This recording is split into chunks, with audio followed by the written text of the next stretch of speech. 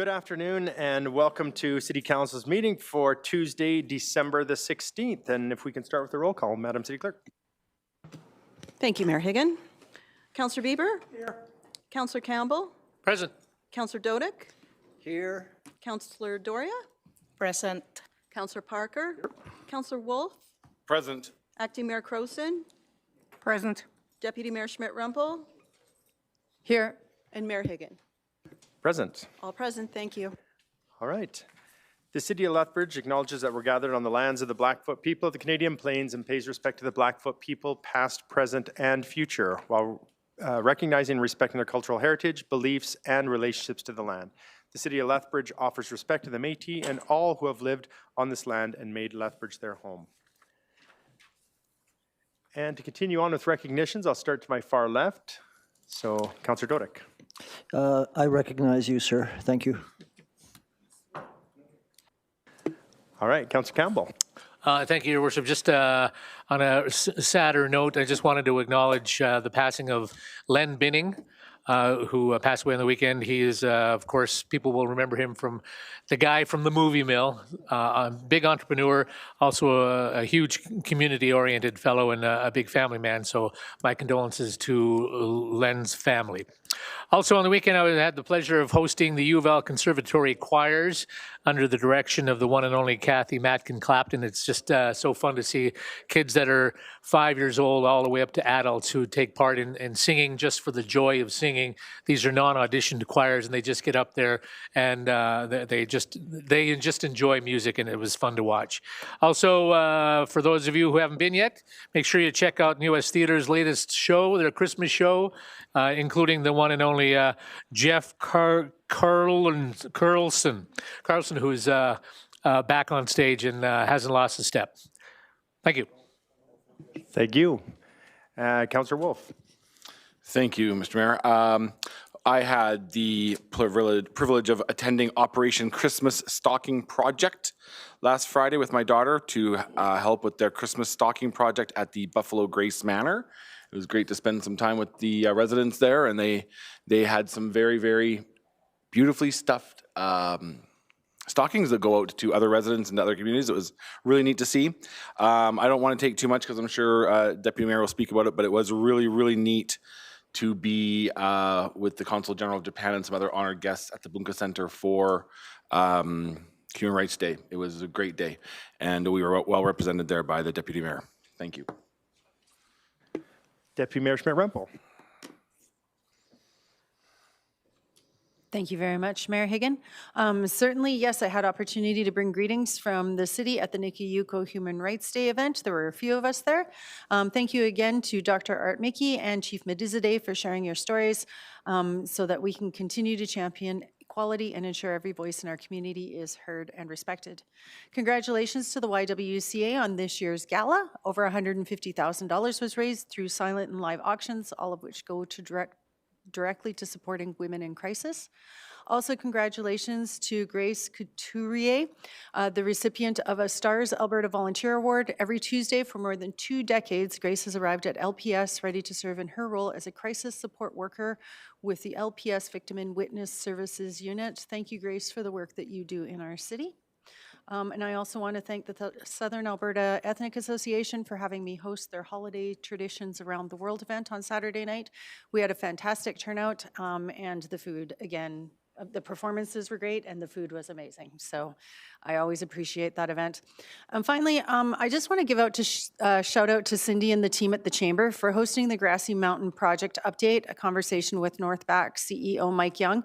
A number of us on council were at that event, and while these aren't easy conversations to be a part of, it's important that we have them. I understand that the Chamber received some, and we'll call them harsh emails for hosting the event, and I'd like to just take the opportunity to remind all of us that these discussions are opportunities for constructive dialogue, and this instance was an opportunity for participants to understand the process and how we can participate in it. So again, thank you to the Chamber for its work in our city and for hosting these events. Thank you. Thank you. To my far right, Councillor Bieber. Yes, I just want to take a moment to express my condolences to the Southern Alberta and Lethbridge Jewish community for the unspeakable tragedy that happened in Australia last week. And there's just so much hatred in this world these days. And with Christmas coming, I just hope everyone in the city can show some kindness to each other, respect to each other, regardless of your religion, your race, or anything else. We need some peace, and we need some harmony, and we need some respect. And what happened over there resonates with everybody, I think, around this world, regardless of how they feel. And my condolences go out to them. And this Christmas season, everyone, please show a little kindness to each other. Thank you. Thank you, Councillor Bieber. Councillor Gross. Thank you. It's great to hear so many of the events. Following up on the Human Rights Day, I was able to do a private tour for Dr. Art Mickey and his family at the Galt Museum and Archives. It was a wonderful opportunity to go in depth into some of the conversation. Senator Joyce Fairburn Middle School has been named a finalist in the 2025 CBC Music Class Challenge, so fingers crossed that they will move ahead in that. Allied Arts Council received from our Lethbridge Community Foundation a grant, and they are launching Allied Arts Council Sounds Around that will give local artists and arts groups access to professional grade portable sound equipment for free that they can use for concerts and stuff to help the local arts community. If you're not an Allied Arts Community member, consider doing it. I mean, I don't think you have to use the equipment, but it's absolutely amazing.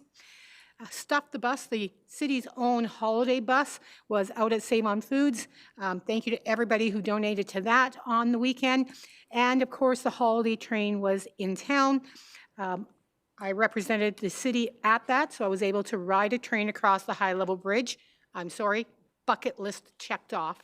I mean, how awesome to be on a train on the bridge. That was absolutely amazing. Bare Naked Ladies was an amazing concert. But even more important, our Lethbridge Food Bank received an $8,000 check that night from CPKC and a full van of food donated by local residents to support their fellow residents in this community. That was absolutely amazing to see and to be part of that. And I want to also shout out for a birthday. Ray Speaker, ex-member of Parliament, turned 90 on the weekend. And so I just want to say happy birthday to Ray Speaker. Well-deserved 90 years of working in the community. Thank you. Councillor Doria. Thank you, Mayor. It was, I have only one experience to share. It was really a privilege to attend the Mayor prayer breakfast. That was my first time, of course. It was a great feeling that knowing that the community is praying for a good governance, not only for the city, but for the whole province and Canada as a whole. That was really a great opportunity and experience for me. Thank you. Councillor Parker.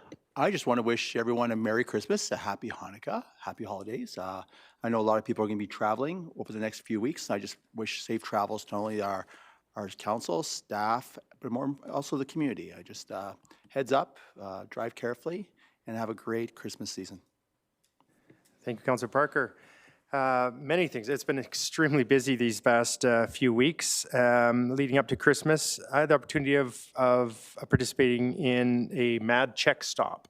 And I'm glad to be able to say that nobody was pulled over for blowing over the limit. And so it was good to be able to see that the community is doing their best to not drink and get behind the wheel of a vehicle. So it was great to be able to see that.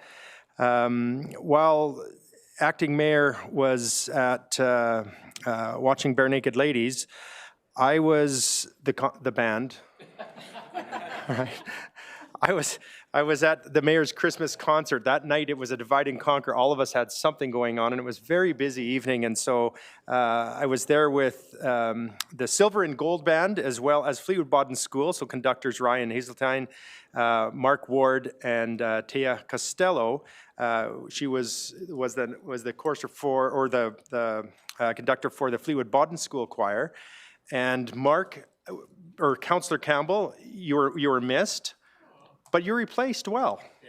Yeah, did a very good job, and I know you're very busy, and so it was a great event, and it really kicks off the Christmas season. I know there was Some voices that were above the rest, of course, would be Councillor Dodick's two grandchildren, I guess, that were there participating as well. And it was a sold-out show there, and so it was great to be able to be there with that group. A shout out to the Rotary group of Lethbridge. They put on a Christmas dinner for the seniors each year, and there's about 400 that attend this event. And not just to the Rotary, but to the city that does transportation and helps, arrange some of that. So these seniors can get to this Christmas party. So it was great. Appreciate the work that they did there. And with that, just as Councillor Parker mentioned, a Merry Christmas and a Happy New Year to all. And be safe out there. Move on to the adoption of the agenda. From Acting Mayor Crowson, be it resolved that the agenda of the regular meeting of City Council on December 16th, 2025 be adopted as amended to include the following. 4.5 on consent agenda, item of urgent business from December 11th, 2025, Economic and Finance Standing Policy Committee, 2025 September operating forecast. Are there any other changes, Madam City Clerk? Yes, Mayor Higgin, I believe you were going to add a BCC matter, a verbal confidential update, and that would be item 14.6, and that would be as per sections 20 and 29 of the Access to Information Act. All right, so 14.6, a BCC matter, will be added as well to the agenda. And with that, Councillor Crowson. Acting Mayor Crowson, sorry. Let's adopt this agenda. So call the question. Question's been called. All in favor? And that passes. Thank you.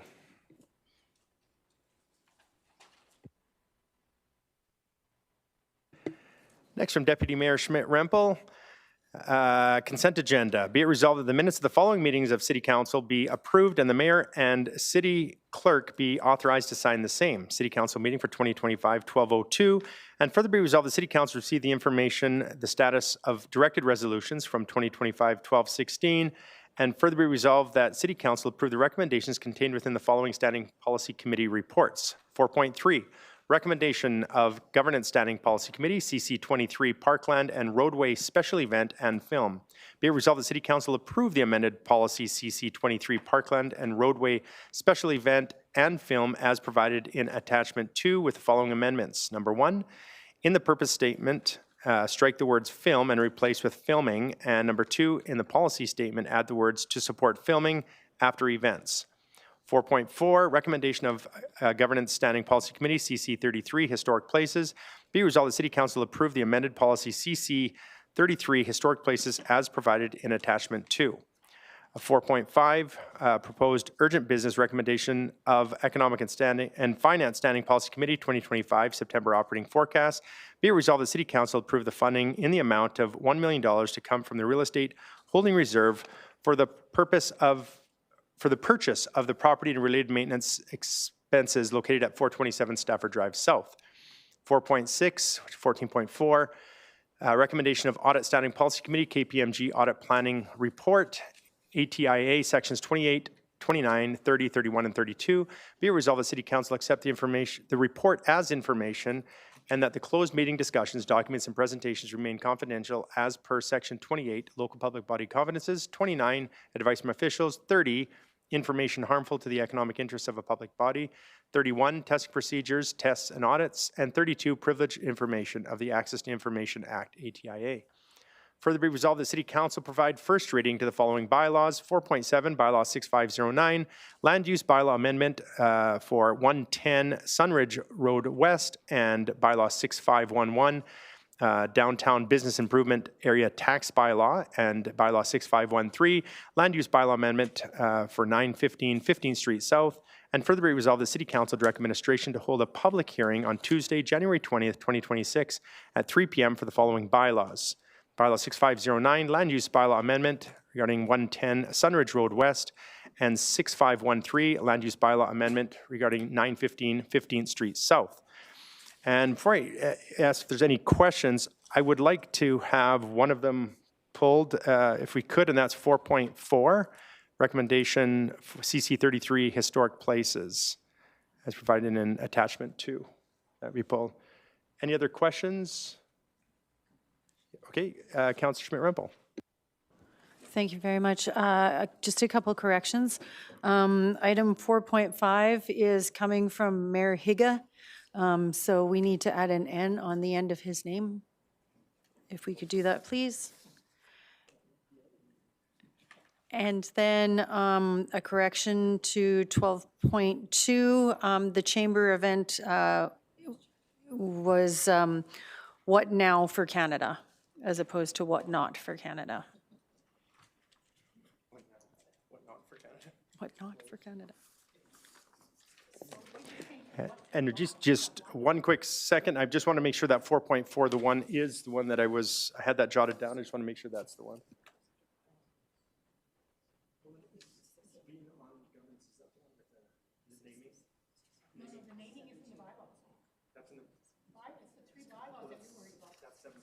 Sorry. I was wondering why you worried about that. Yeah.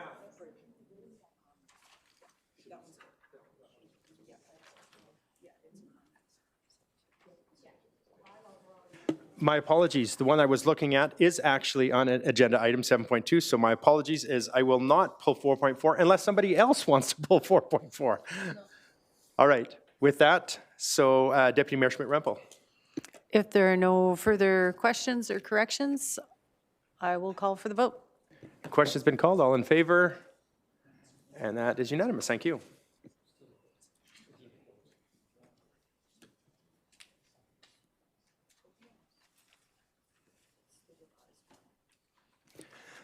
All right, move on to official business motions, and we'll start off with 6.1. And to my colleagues, this has been updated. So I believe everybody does have the new OBM sent to them, as well as been updated on the public site. Is that correct, Madam City Clerk? On the public site, Brian? Yes. Thank you. So I'll start by reading it, and then we'll go to questions. So from 6.1 from Councillor Bieber, Councillor Dodick, Mayor Higgin, and Councillor Parker, transition from standing policy committees, SPCs, to community issue committees, CICs. Whereas the City of Lethbridge currently utilizes standing policy committees to provide focused oversight, policy review, and recommendations to City Council, and whereas each SPC is composed of 4 voting members of Council, resulting in direction being provided by a limited subset of Council, even though all members may attend and participate in discussion. And whereas Council has identified that this restricted voting structure can limit full Council involvement in shaping policy and responding to community priorities. Whereas Council desires to modernize its governance structure to ensure all members of Council receive the same information concurrently and can participate meaningfully in a focused, issue-driven environment. Whereas the creation of the Community Issues Committees will allow all members of Council to participate fully in discussions, engage directly with administration, and review matters of community importance in a transparent and collaborative setting. And whereas CICs are intended to provide enhanced opportunities for community participation, enabling residents, stakeholders, and organizations to bring forward perspectives, information, and concerns during focused discussions on issues of community interest.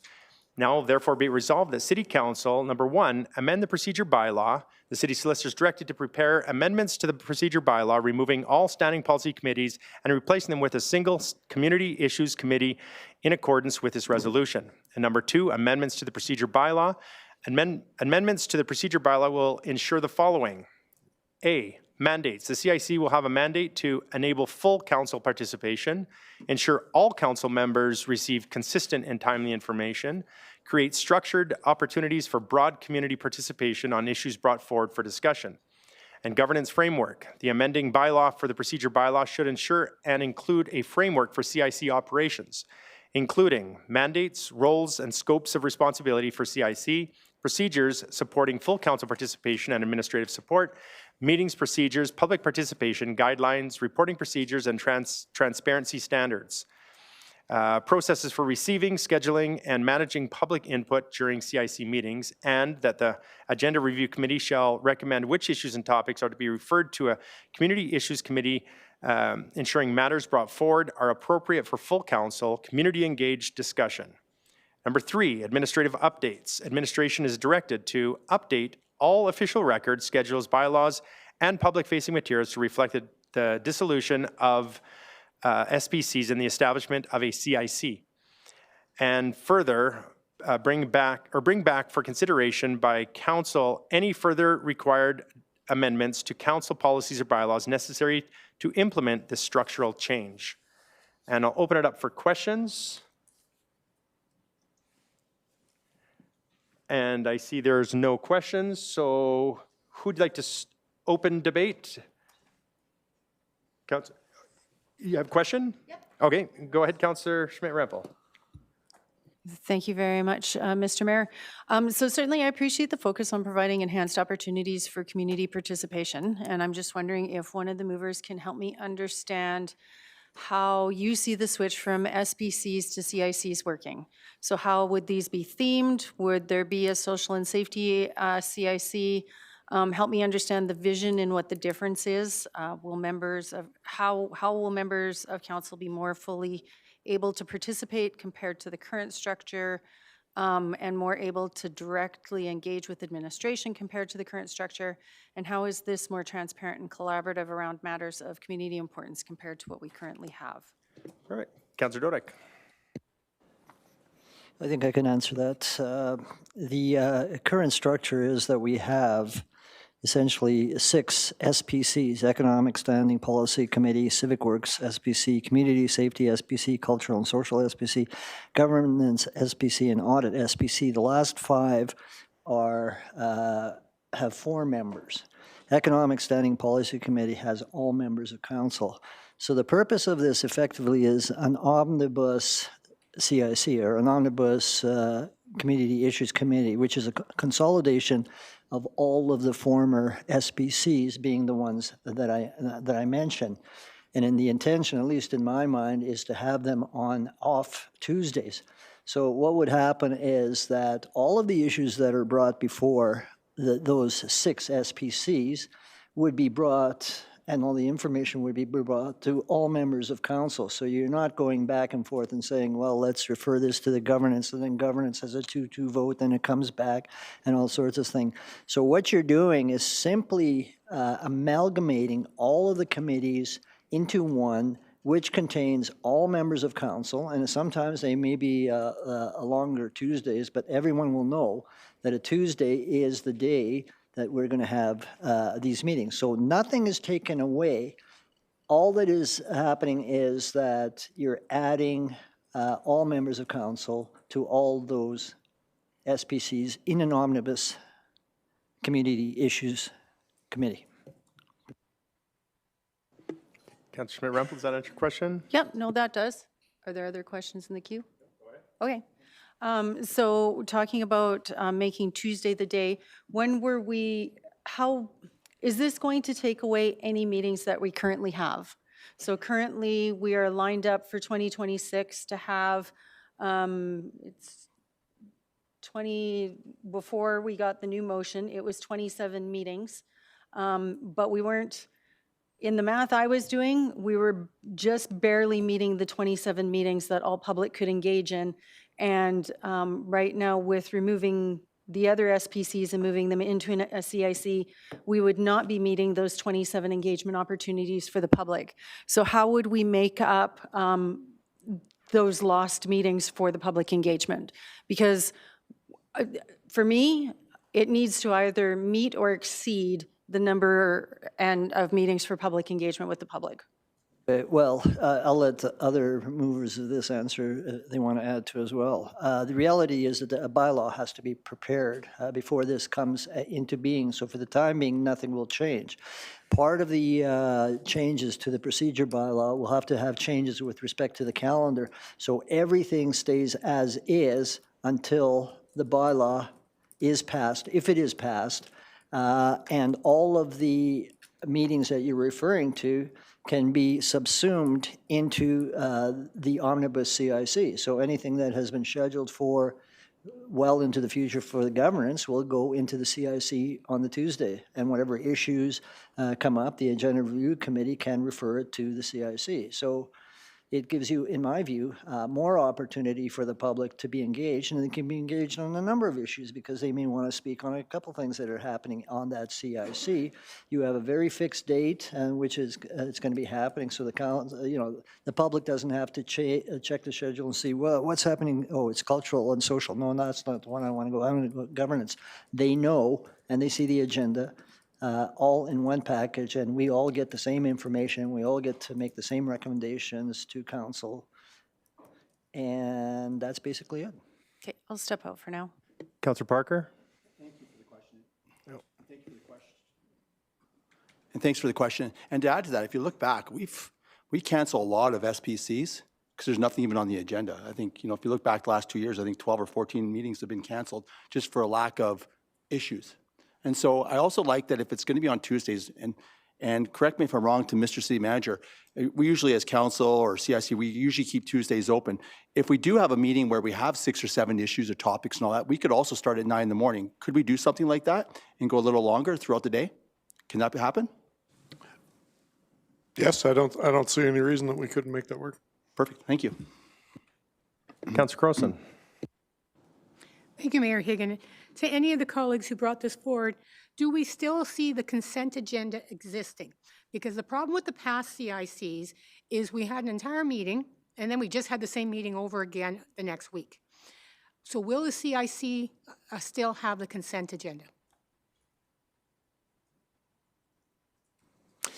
I don't see any reason why it wouldn't, because if you're making decisions at the CIC, which is basically an omnibus SPC, you'd make the same recommendations to council. They'd go on the consent agenda and can be included in the consent agenda all pulled off at the same time. I think what people have to understand is that everything that we have now in existence will still be in existence. So all of those SPCs will simply be rolled into one, where all members of council are there to receive the same information, as opposed to getting information to 4 people and then getting that information passed on to council to make a decision. And just to add to that as well is right now with the consent agenda, many things are pulled from the consent agenda and are rehashed because only 4 members sit on that standing policy committee. Again, all of us can attend, but that's the reason why I have seen them pulled from the council consent agenda. However, with the CIC, having a consent agenda after a CIC, I can't see many of those because those same people are sitting around the table that are making that recommendation to council. So I think that would actually, you would have the consent agenda in my mind, and that's what we'll be working on. And it just, I don't believe there will be as many items pulled from that to be rehashed because everybody is there for the initial discussions. Not sure why I was saying, okay, thank you for putting me back in the queue. Secondly, are we looking at moving CICs to the evening? Because the public has actually requested that we move some of the meetings to the evening. So is it possible that CIC actually be a 5 o'clock start? Have any of my colleagues who brought this forward considered that is something we should be discussing? If you can pass on, because I know Councillor Parker, go ahead. Thank you for that question, because some people have reached out, they like this idea, but in the evening, maybe I can direct that question to Mr. City Manager. I'm actually going to look to Ms. Mitten, as I know she has information related to this. Thank you very much for the question and the comment. Administration would be cautious around evening sessions, although we want to be able to engage with the public, and that might be the right time for them. We would be getting into employee overtime. Some of our union agreements will not be working past 6 p.m. as well. So just Okay. be a consideration, but it is always We do doable see because you've Medicine seen us Hat go does late evening before. meetings, so- Okay. And a question for the city manager or designate, probably Mr. Lowen. How long to rewrite the bylaw if this motion passes? When we saw the motion on the agenda and then when I saw the amendments, I had a good discussion with my team. You'll see Mr. Foster here in the audience, and we're confident we could have a draft bylaw making this in effect ready for the January 20th meeting if the city manager is willing to relax our internal January 9th deadline for finalized submission. And if not, then it would be the next council meeting after that. Okay, thank you. I'll step out of the queue right now. Councillor Schmidt-Rempel.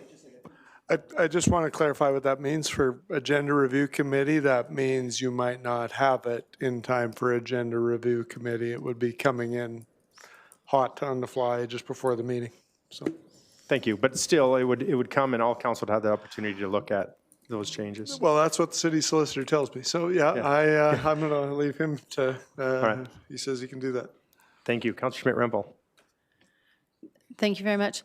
So under the previous CIC system, public attendance was permitted, but individuals couldn't simply step up to speak on a matter unless it was a specifically arranged session, which means that public engagement was kind of ad hoc and not built into the process. Will public participation and the ability to speak at CICs be built into the process on this? I think that was the idea, was since you'd have all the SPCs rolled into one, the intention, at least my understanding, was to have public be able to engage in the same fashion as they're able to now with respect to the respective SPCs. Okay, so we're changing and not modeling specifically. The old CIC, we're doing, help me understand what we're doing with that. That's correct. Maybe the name CIC is the wrong name for it. Maybe it should be something like Omnibus Committee of Council, comprising of all of these, something like that. The intent was basically to just have everything rolled into one, not model the old CIC. I agree that that model doesn't work, but this one would be just allowing the public to speak to whatever issues come to this committee by whatever name it's held. So it's not CIC. It's an amalgamation of actually the SPC system and the old CIC. So one meeting to handle all issues, to have all council present, to get all of the information at one time. Okay, so following up on that, have we not considered doing an SPC CIC combination structure? So Regina and Saskatoon utilize those kinds of models. Have there been discussions with those cities about how their models work and how we might be able to do a combination of both SPCs and CICs? I see that's a distinction without a difference. The reason being that, again, maybe it's the use of the word CIC that's confusing. I think what we're really trying to do is just have all of these SPCs dealt with at one meeting. Public can talk, we can ask questions, we can make a referral to City Council, and that's how it works.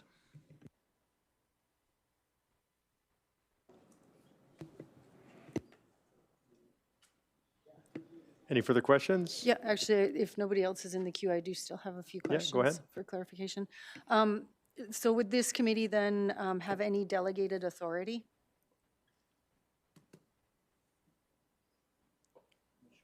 Can you explain a little more what? Yeah.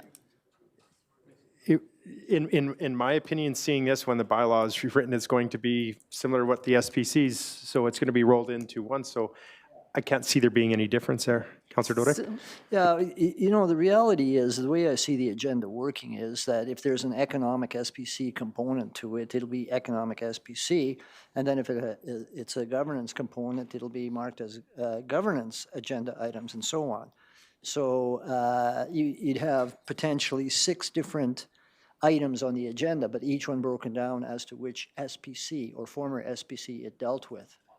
So if there was, say, for instance, because as Councillor Croson just pointed out, economic SPC was able to delegate a spend of funds, how would that work under this new model? Well, it would be still operating as essentially as an economic SPC because it'll have the same authority.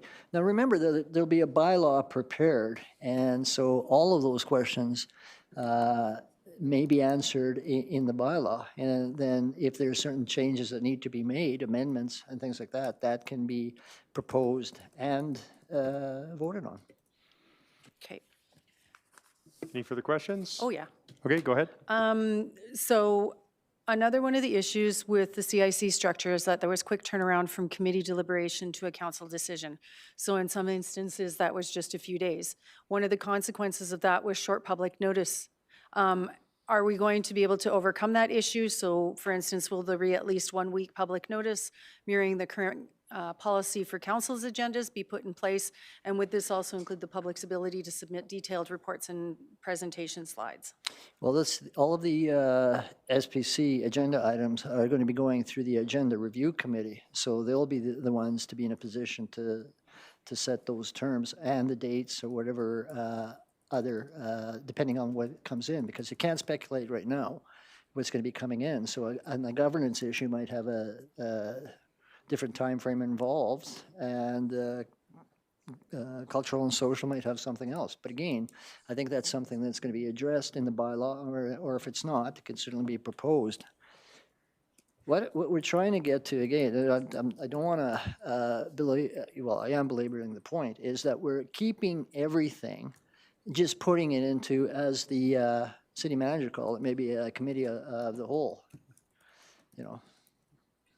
So that's the intention, is not to take away, it's in fact to enhance. And the enhancement really comes down to all members of council are members. That's the idea of this, so that we're all getting the information at the same time. Councillor Rempel. And then are we going to commit to a formal review of this after implementation? So maybe a formal review of it to see if it's working and see what we need to change 6 or 12 months after implementation? And what metrics are we going to use to evaluate transparency, efficiency, and public trust in the new CIC system?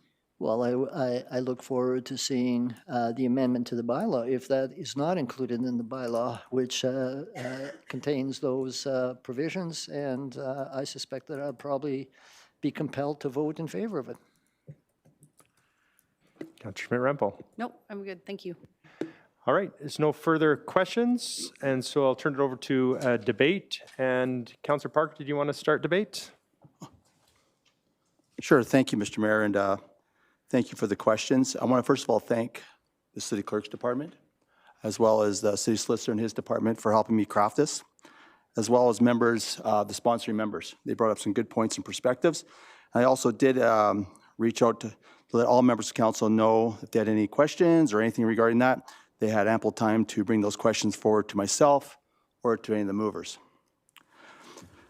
Mr. Mayor, I'm asking for support of replacing our current Standing Policy Committee structure with a more effective and inclusive model. The Community Issues Committee, a committee composed of all members of council, I emphasize all members of council. This transition is necessary to restore transparency, improve accountability, and strengthen democratic participation in our policy-making processes. Under the SPC review, key debates and policy shaping occur in smaller committees that with fewer residents sometimes follow. By moving to a single Community Issues Committee made up of all councillors, we ensure that every major discussion happens in one public forum. The full community can observe policy development, and nothing significant is decided outside the main council table, or in this word, CIC. Equal participation for all councillors. SPCs give disproportionate influence to councillors assigned to specific policy areas. A Community Issue Committee that includes the entire council ensures equal participation, equal representation, and equal opportunity for all councillors to shape policy from the beginning. Eliminating bureaucracy and reducing delays. The SPC structure creates multiple layers of processes that slow decision-making and increase administrative workload. A single Community Issues Committee eliminates unnecessary steps and creates a simpler, faster, and more accountable path for decision-making. A unified committee strengthens public participation. Residents often struggle to determine which SPC to bring their concerns to. A unified Community Issues Committee centralizes all public presentations, ensuring that every councillor hears every concern directly and making civic engagement more accessible. A single committee encourages holistic, integrated solutions. Most common community issues span multiple policy areas. SPCs divide them into isolated silos. A full council committee allows for integrated thinking and more comprehensive solutions. Reinforcing council as the central decision-making body. The SPC model shifts too much influence to subcommittees. A unified Community Issues Committee recenters council as the primary space of discussion, collaboration, and democratic accountability. Replacing the SPCs with a Community Issues Committee composed of all members of council will increase transparency, restore equal participation, reduce bureaucracy, improve public access, strengthen policymaking, and reaffirm council's central role in shaping the future of our community. The reason why I brought this resolution forward, Mr. Mayor and members of council, more importantly the community, I've been on both sides of this. I've seen how the CIC, which could be changed and can be made even better, and I've also been part of the SPCs. After looking at both of them, and I say this to Councillor Dora, Councillor Wolf, and to Councillor Bieber, of course, you haven't seen both sides of it. You've reported on both sides of it. But also you have to remember is a lot of committees, a lot of community groups would really, really embrace this. Too often they feel like they're almost stonewalled. They don't get to talk to council. They have to talk to it through a committee. So what a better way than having a CIC so we can become more well-informed and later on make decisions at the council table. For those reasons alone, I'd ask for council support. Thank you, Councillor Parker. Councillor Campbell. Thank you. In my opinion, everything that you've argued for is something I argue for what we're doing right now, SPCs. To me, this is not something that is broken. We are doing these things that you say that we're not doing, and for me, the SPCs, because they're on specific topics, it gives more time for questions, expert input and clarification, and to me, that reduces rushed or surface level debate at regular council meetings. And I believe in the smaller, more focused settings encourage residents to speak, instead of the big, huge CICs that could happen. And it also helps, as far as with councillors, it helps to distribute the workload a little bit more effectively, and it can reduce burnout somewhat and efficiently. And to me, it's all incumbent. I mean, as far as all councillors having all the information, it is incumbent on all of us to be aware of the meetings and to find out the information. And again, we make the decisions based on the 4 people that are SPCs. It comes forward to a main council meeting, which again can be brought out and then can be debated again at major council, especially when there's major decisions to be made. And to me, I think we're doing that. And I think there was a lot of work that went into creating the SPCs. And I do believe that it has been working. I personally, I like my positions on SPCs. I like where we're at with it, and so I am against going to the other direction. I think we've improved what we had. So that's the way I feel about it. Thank you. Thank you, Councillor Bieber. I thank Councillor Parker for all the hard work he's brought into this, all the points he's brought forward on this. I too had concerns about the SPCs, which is why I reached out to Councillor Parker after our last council meeting. I talked to him about ways of streamlining the process, because while we as council members certainly do get the information, it's important to have context to that information. Why it's incumbent on councillors, in my opinion, to watch what is going on in those meetings, to follow them. And by hearing the dialogue and the discussions, then you get a better context of this. And my support for this was supported or increased a couple days after that when I was at a board meeting that I've been appointed to, and members of the board felt the SPCs are stonewalling them. They felt that they're dealing with a brick wall when they talk to the SPCs. And so by bringing these community issues and matters to council, as a CIC, I think we are providing better governance and we're providing streamlined governance. And I want to thank Mr. Parker again for his efforts to bring this forward, Mr. Dodick for his eloquent discussion about this thing, and I definitely am going to be supporting it. Thank you. No further debate. Councillor Schmidt-Rempel. Thank you very much, and I certainly thank the movers for bringing this forward. I definitely appreciate that.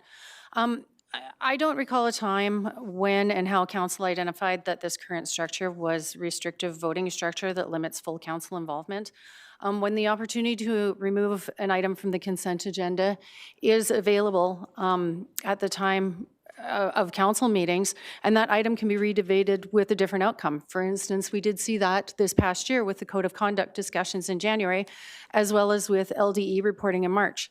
I see the potential for overloaded meetings and agendas, loss of specialized focus and expertise, duplication of work for councillors and staff, as well as any other unintended consequences. We haven't even gone into what costs might be. Do I think the SPC process needs to be improved upon? Absolutely. I think we need to improve upon our timing in getting groups to the SPCs as well as through to council, so I certainly see that. And I'd like to see us improve that process. But I don't see a need to move to this. I think we could add CICs, which was something that we had discussed before. I think we could add CICs to the agenda, but I don't see a reason to make this wholesale change. Thank you. It would be a surprise if I said I did not support this, being help sponsor it.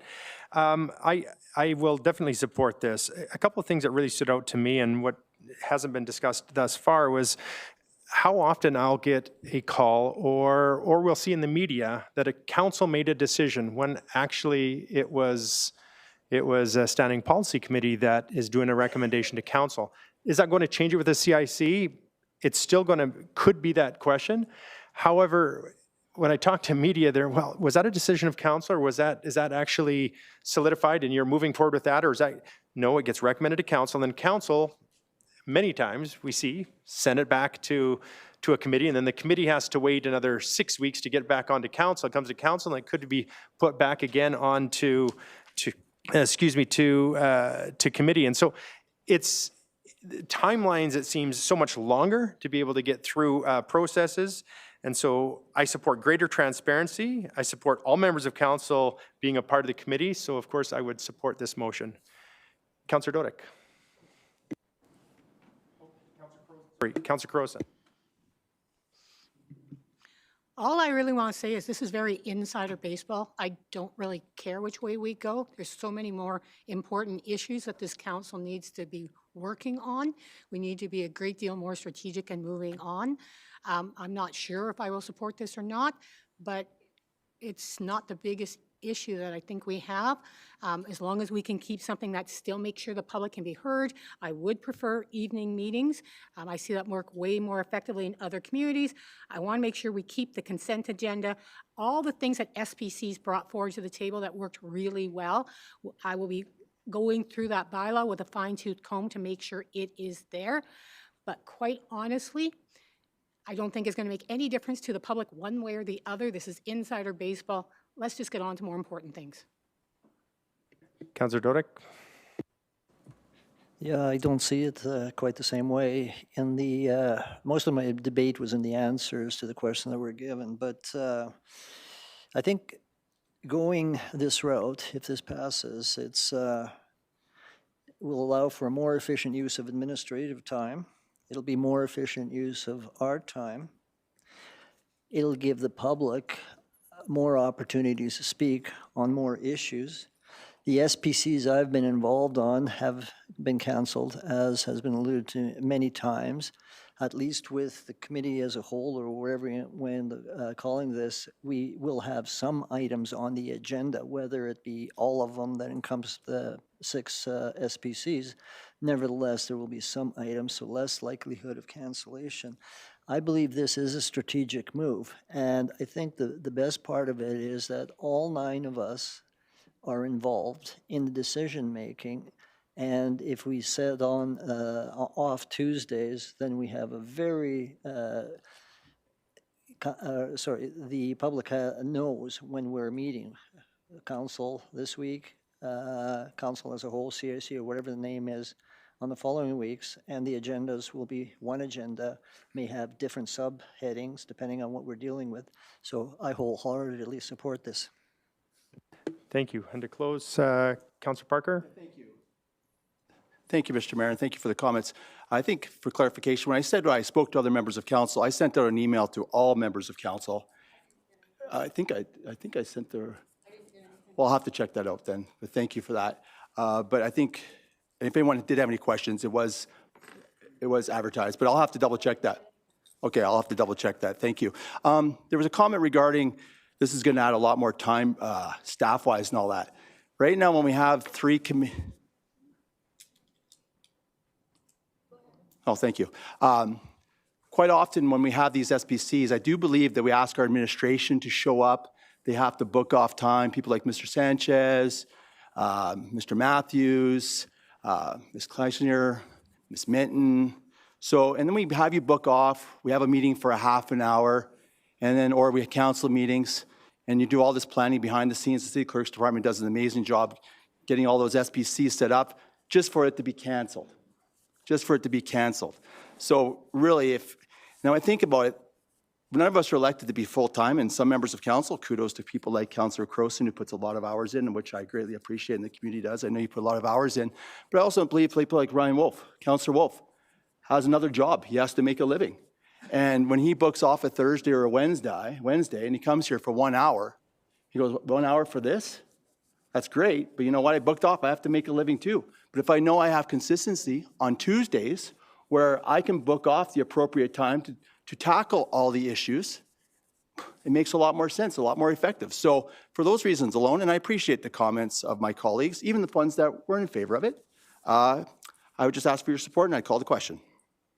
All right. Do you want to do that by roll call, Madam City Clerk?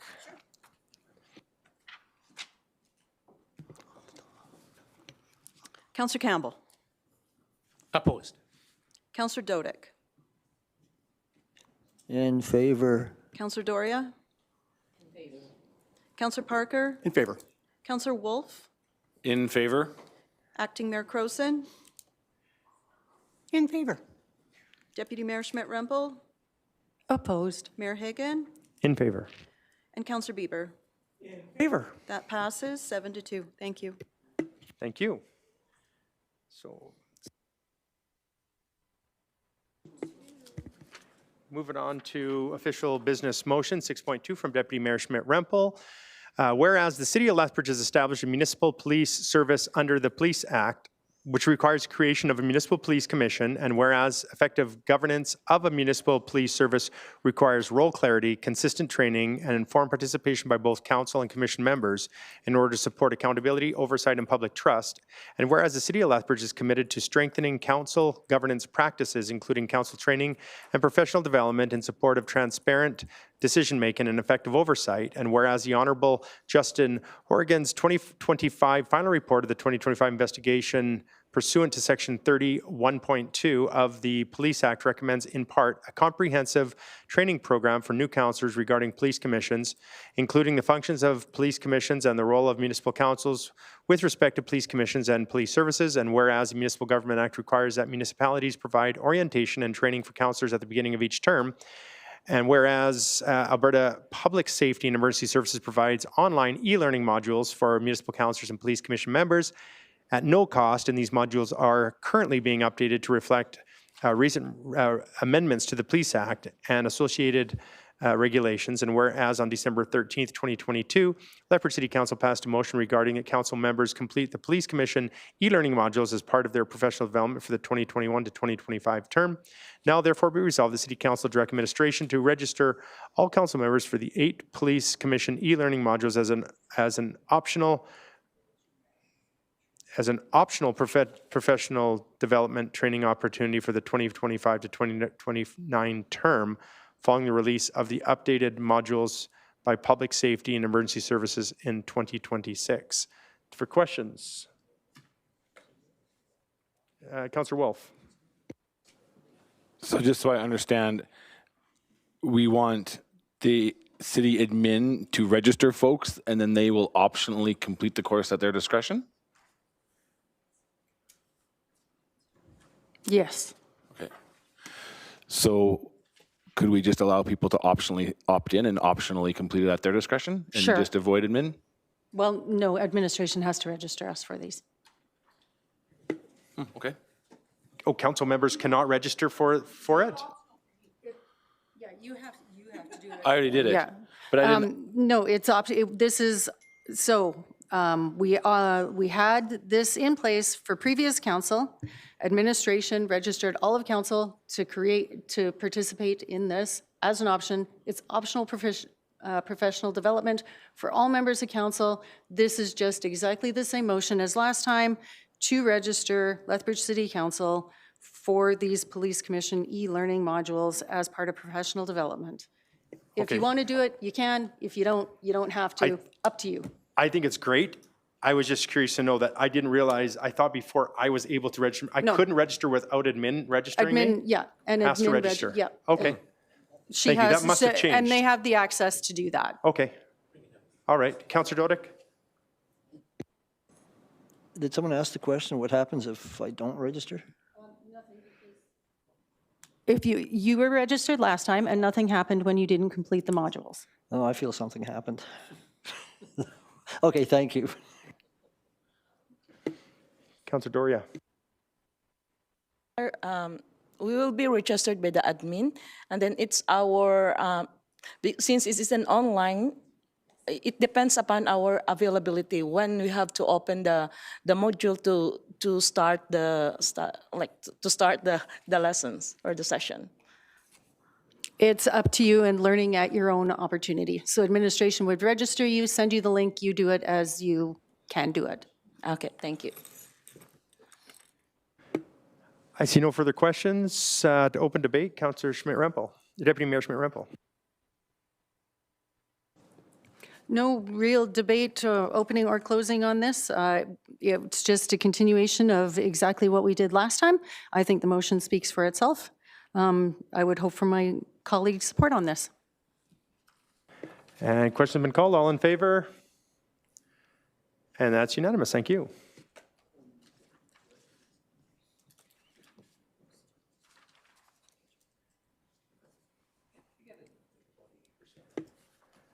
Actually, I'll turn this over to Councillor Schmidt, or Deputy Mayor, to read the motion.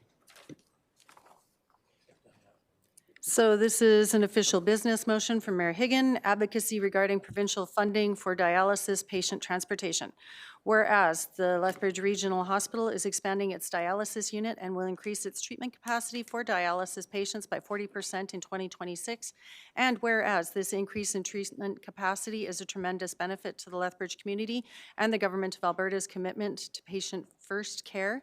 And whereas this increased treatment capacity will create additional demand for reliable transportation to and from dialysis appointments. And whereas the full benefit of this expansion cannot be realized without reliable, affordable, and medically appropriate patient transit to ensure new dialysis spots are fully utilized. And whereas the Lethbridge Access-A-Ride AAR service is a community paratransit service provided and funded by the City of Lethbridge. And whereas to uphold accessibility and equity, municipalities that provide public transit service must provide paratransit service at a fare equivalent to fixed route transit.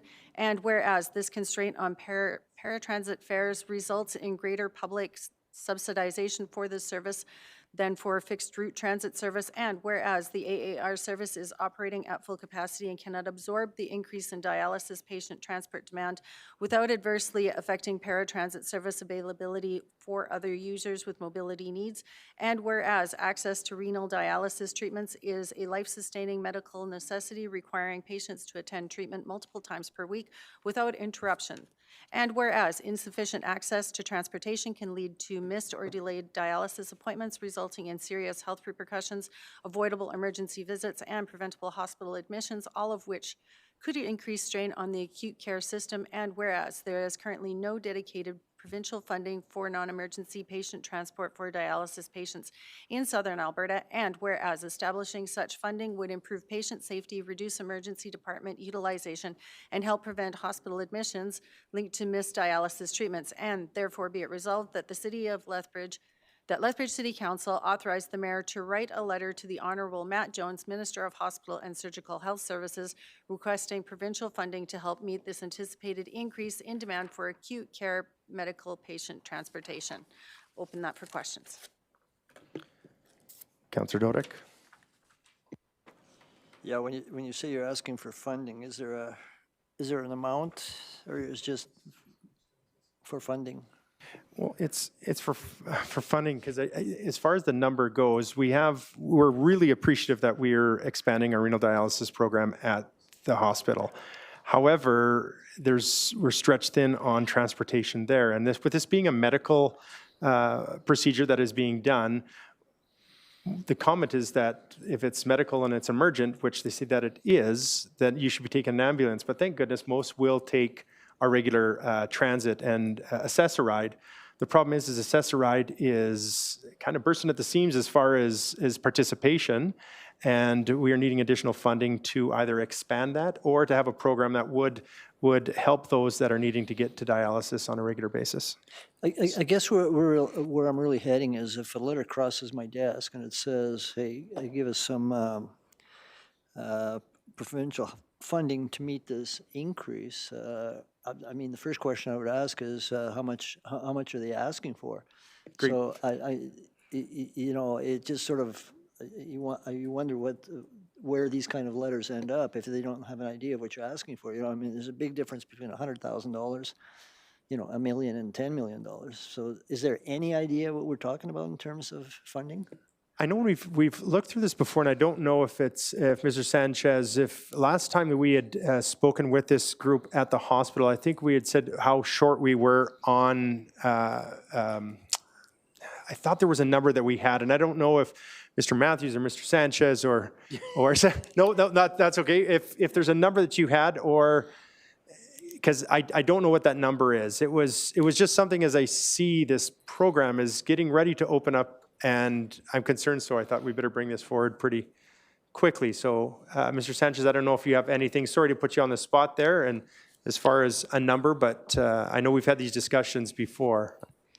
So, to have a number, it depends on the situation, how many patients do we have. We have been working with AHS for a while, so I will say that this will be an opportunity to sit with the minister, at least to start that conversation.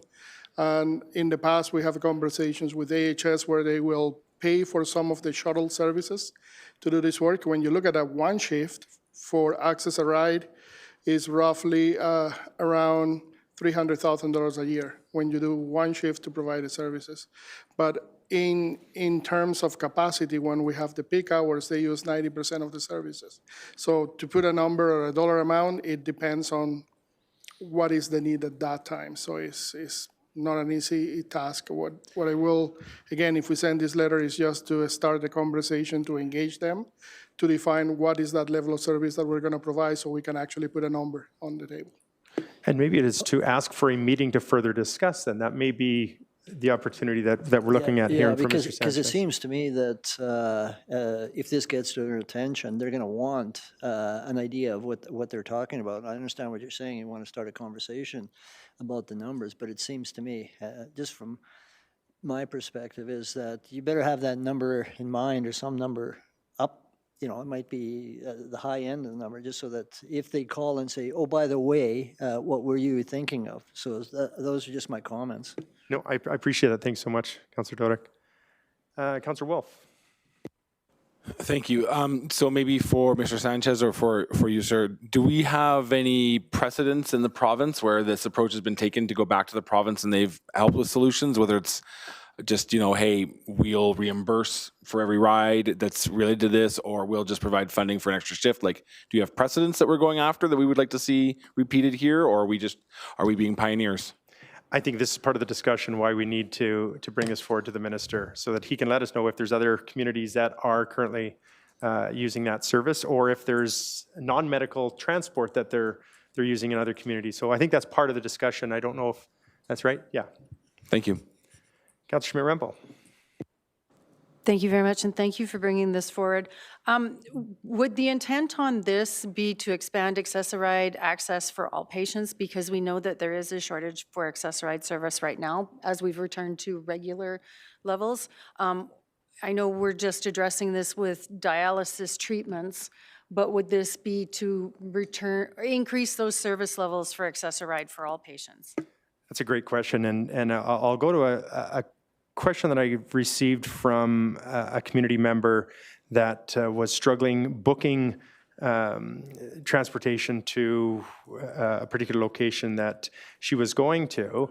And so it's because of how many requests come in, we're definitely going to have to expand it, not just for, this isn't the only reason we're expanding it for, is those that are needing that transportation to the regional hospital, but moreover, a full opening, because that would give us a better opportunity to have more available space for those that are doing other activities. And I know this one particular person had reached out to me and said, well, mine is life-threatening. I'm not going to the mall to do shopping like some others. And I said, well, but still, that's still a service that is provided, and that's what our service as transit is, to provide that service. Ours is not for medical transportation, although it is used, if it's non-medical, to get to that service. And so it's a conversation that needs to be had, because it's much deeper than it appears on the outside. So definitely expansion for all in that, and we just don't have the dollars to continue moving forward right now as far as expanding it without causing a cost to taxpayers. So this would be your start. This, absolutely. I see no further questions. We'll open it up for debate. Councillor or Mayor Higgin. Thank you. I think pretty much all those whereases, and my apologies to my colleagues, that's a lot of whereases, but I think it pretty much says what we're looking for. But I appreciate the questions that came in, and this is a start of a conversation that should have been done some time ago, when we knew that this facility was coming to town and how that was going to affect Access-a-Ride. So I would just ask for council support. With that, I will call for the vote. All in favor? Any opposed? That carries. Thank you.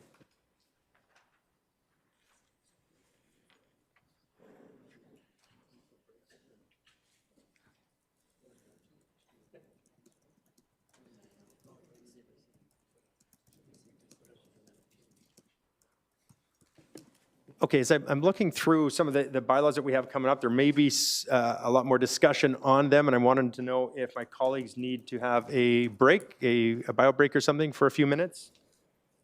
Does I look around? All right, okay, we'll have a break here. It's 1:43, so by 1:55, if we'll be back, that'd be great. Thank you.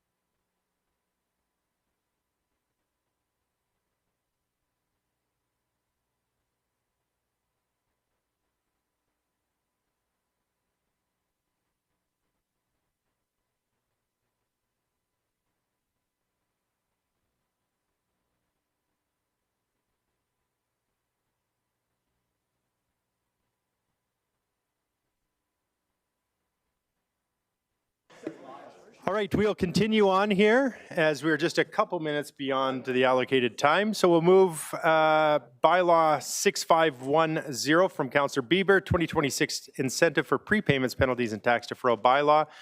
For a second reading, be it resolved that bylaw 6510, 2026 incentive for prepayment, penalties, and tax deferral bylaw be given second reading. Councillor Bieber. Yes, this bylaw allows taxpayers who aren't on tip the option to prepay their 2026 taxes and receive a 1% discount on prepayment, and it has little impact on city finances, so I will call for the vote unless there's any discussion. Just a question for Mr. City Solicitor as I'm looking over as the Director of Finance. Doesn't have any effect. Matter of fact, it does help those that are, we use those funds, I guess, if we have those funds, we're not losing anything from a city's perspective. That's my question. Thank you, Mayor Higgins. So in regards to the prepaid money we're doing on it. So basically what we do is we do pay a portion of, here you can see it's 1% inside of the document here for anybody that does prepaid components. We do factor that into into everything. Of course, when we get the funds, we invest those funds, and that investing of funds, there is a differential between what we potentially would receive, in the marketplace and so forth, versus what we pay out. So to answer a long story short, yes, we don't lose any money from the point of view of what we do in the 1%. Great, because we do invest that. Thank you. Any further questions? If not, Councillor Bieber. I will call the vote. Questions have been called. All in favor?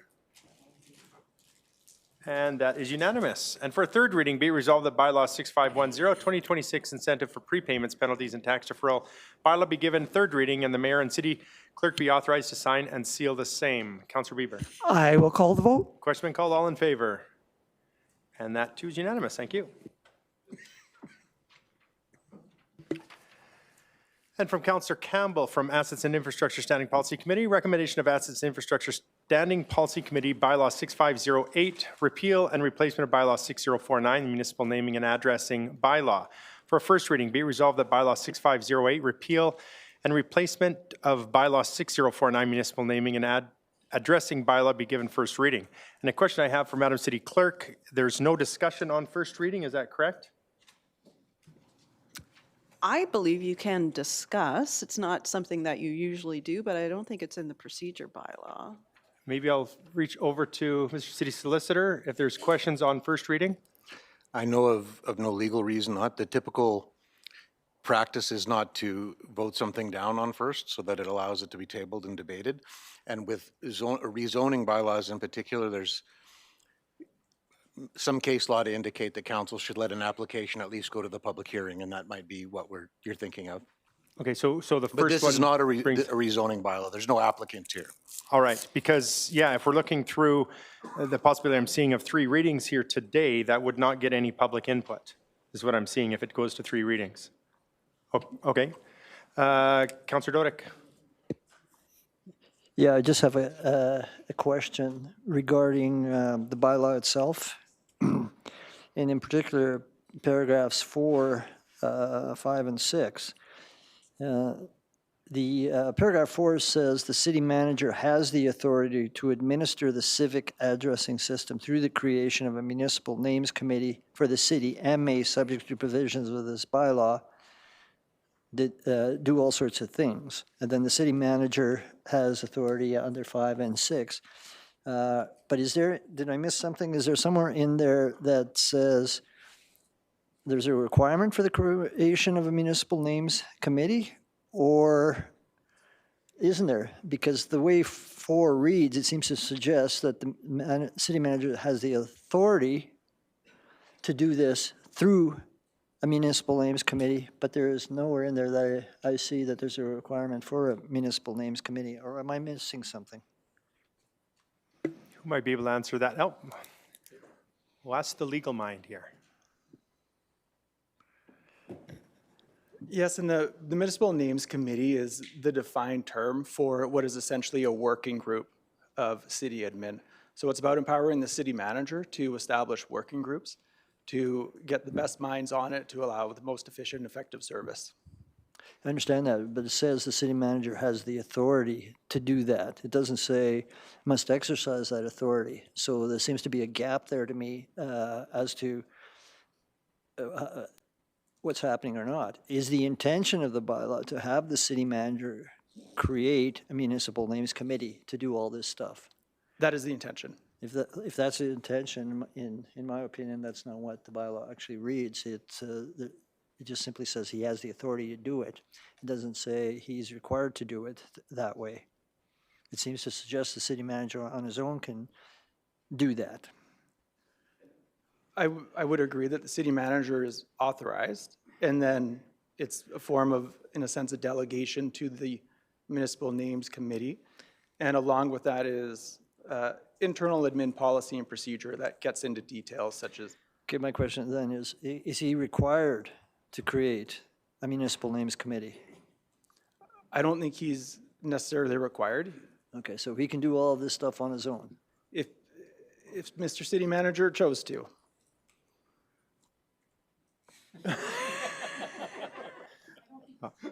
All right, that's, Well, okay, well then I'll just leave it at that. I believe there's a gap in the legislation there as to what we're doing. I just wanted to point that out. thank you. Councillor Wolf? I may just be asking for a point of clarification. When we discussed this, bylaw in our committee meeting, there seemed, for me, there was some, I was not clear as to whether we have current buildings that are requiring a name. And we spoke a little bit about the Japanese Center. So can someone tell me that, no, we don't have a backlog, no, those buildings have been named, which then means we don't have we don't have names in waiting, but we are actually like up to date on officially naming buildings. Who might be able to answer that? Mr. Sanchez? Thanks for the question. So after talking to Mrs. Guerin, we do have one request that is still pending for the name, and this is the request that has been standing for a while. This is the Japanese Garden. So we're waiting for this to be approved, completed, to proceed through the process to do the naming of that building. Okay. And then my other question is, sorry, I read through this, I couldn't find it. Are we still dealing with the proposal to have 4 subcommittees involved with this naming process? Yes, that's correct. Part of the administration process is we're going to have 4 subcommittees.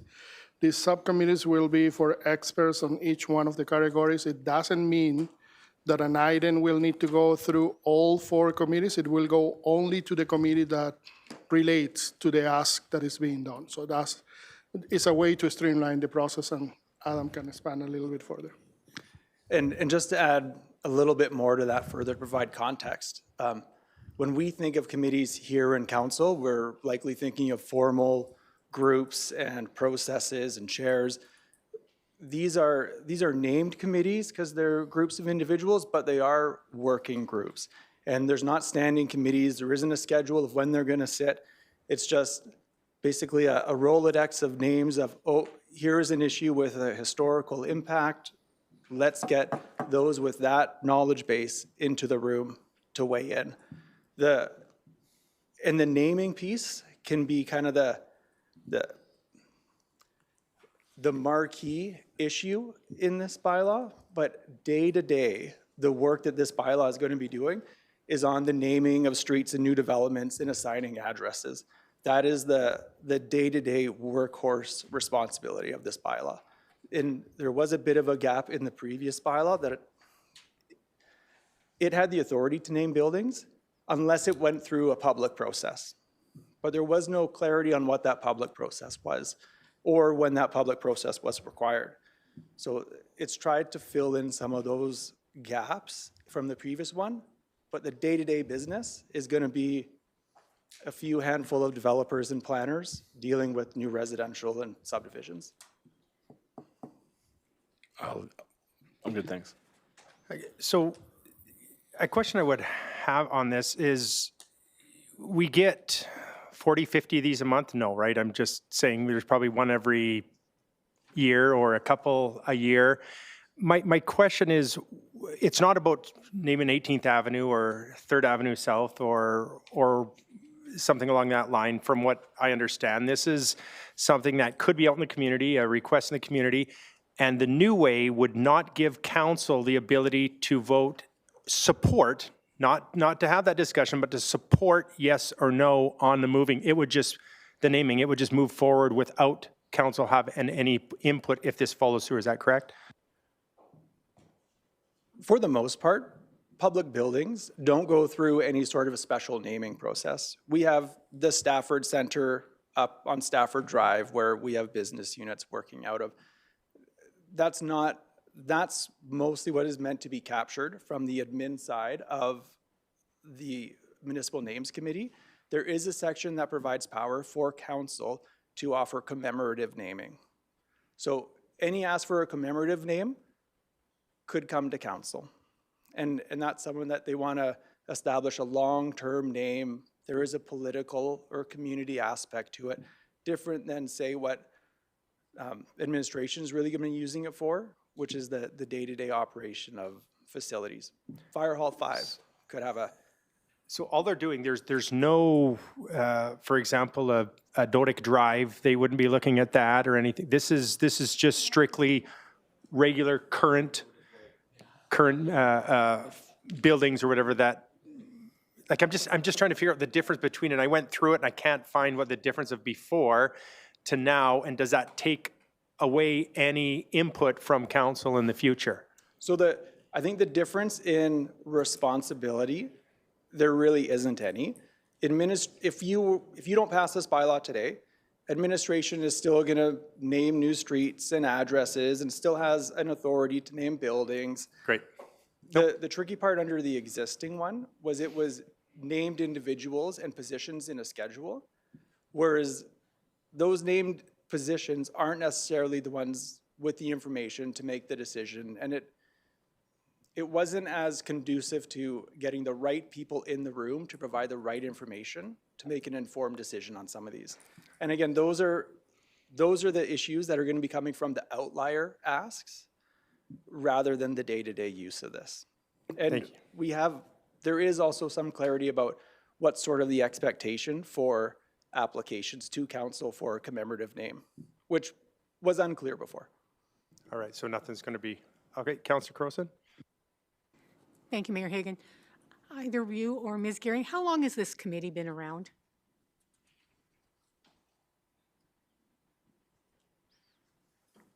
I'm thinking decades at least. So the Municipal Naming Committee, again, mainly used for naming new subdivisions and parks, has probably been in existence for 30 years. The issue we have is with renaming. So there was no process for renaming anything. And so that's why this particular bylaw and policy and procedures makes it much easier for staff to then process requests. But the committee has been there, it's been doing their work. On that normal side of simply providing names, have there been any real controversies in the 30-plus years that the committee's been around? No. So it is now the building part, and there is a mechanism built into this that if council said, good heavens, the city manager and administration did something wrong here, or we have a better idea, council has the right to override it and bring forward a commemoration if they wish. That's correct. So the final power in this naming sits with council, but the day-to-day work is at admin. Correct. Okay, thank you. Thank you, Mayor Hagan. Thank you, Councillor Wolf. I understand you're probably like, why is he like on this? Or is he so interested? I guess what I'm trying to, in my newness, trying to understand is we have a location which I believe is the Gardens. In my understanding, has been waiting for over a year and a half to get a name. How is this going to fix that?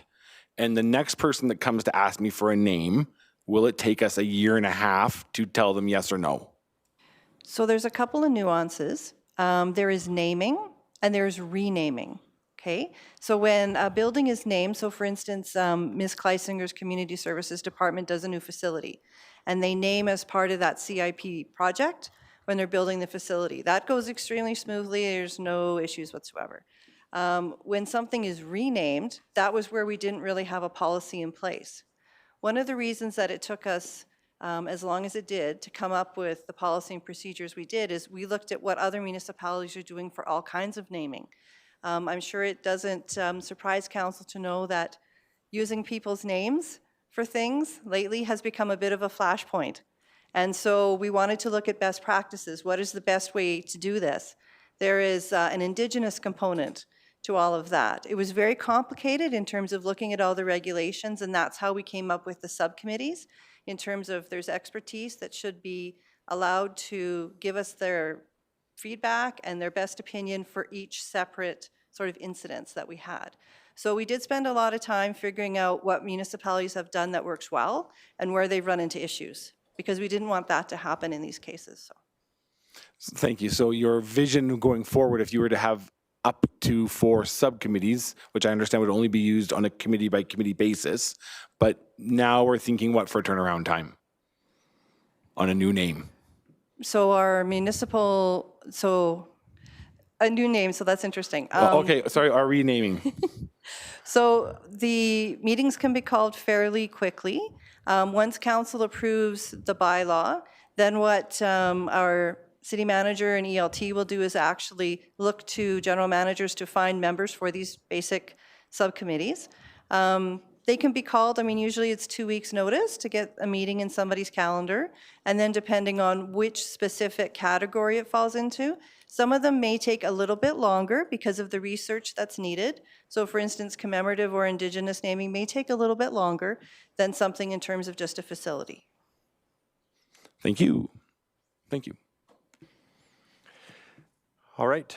I wish I would say I was more edified than I was before we started speaking, but I don't know if that's true. So thank you for the questions and for the answer we've heard thus far.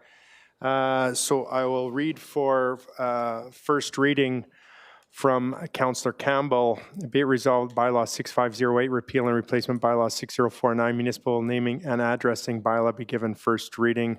Councillor Campbell. Thanks. Back in the old days when we did SPCs, we learned about this about this naming process. I mean, and you know, ultimately, what happened for those who were there, that the Japanese Gardens Bunka Center wanted to be renamed to commemorate someone very important with that. When we went, they went to get the name. There was no bylaw in place, so that was the impetus of trying to get a bylaw so that we can have a way to get those done. So that's what this is all about. We repeal what was there. We figure out a way to actually turn it around faster, and that's what we're doing today. And this is the first reading of that. So with that, I will call for the vote. Did we have first reading? This is first reading. Sorry. Yes. Okay. This is first reading. So that debate, you can take the second if it does pass on the first. All right. So just remember what I just said. So first reading, call the vote. First reading, I think we'll do by roll call, Madam City Clerk.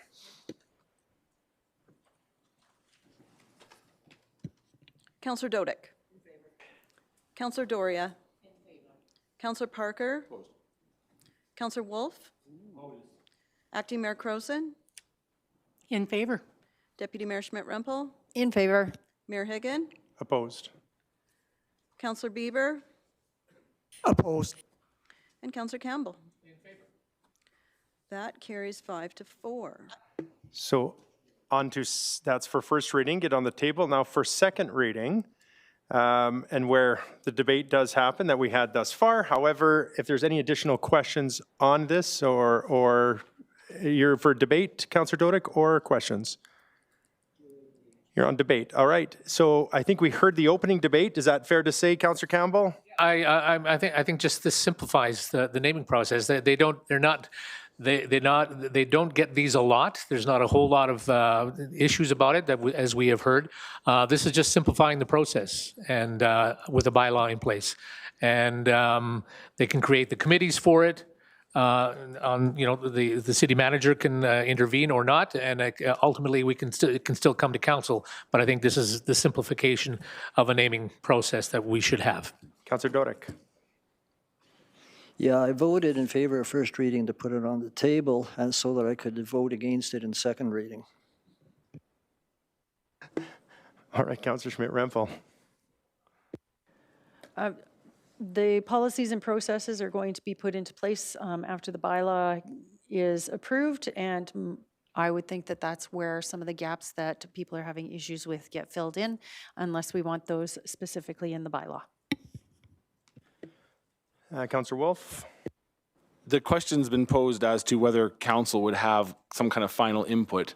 And maybe the question should have been, do we get any input? And I'm not disparaging anybody's work through this process or anybody's efforts through this process, but at a year and a half, at what point does council get to say, something here's not working, Houston, we need to figure this out and get this done? And I don't know that what is being presented to me satisfies me that that won't continue to be the situation. No further debate, so open and closing, that's it, Councillor Campbell. And I guess we will do this by roll call, Madam City Clerk. Councillor Doria. In favor. Councillor Parker. Councillor Wolf. Opposed. Acting Mayor Croson. In favor. Deputy Mayor Schmidt-Rempel. Favor. Mayor Higgin. Opposed. Councillor Bieber. Opposed. Councillor Campbell. In favor. Councillor Dodick. Opposed. That's lost 4-5. All right, so no reading for a third reading. Right. All right.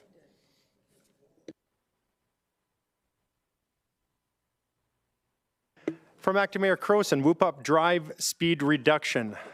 And I'm sure there's going to be a few questions here, but it is just to be it resolved. The City Council received this presentation as, I know, for information. So we're going to call up Joel Sanchez to speak to this, as well as anyone that you have that is going to be joining you, Mr. Sanchez.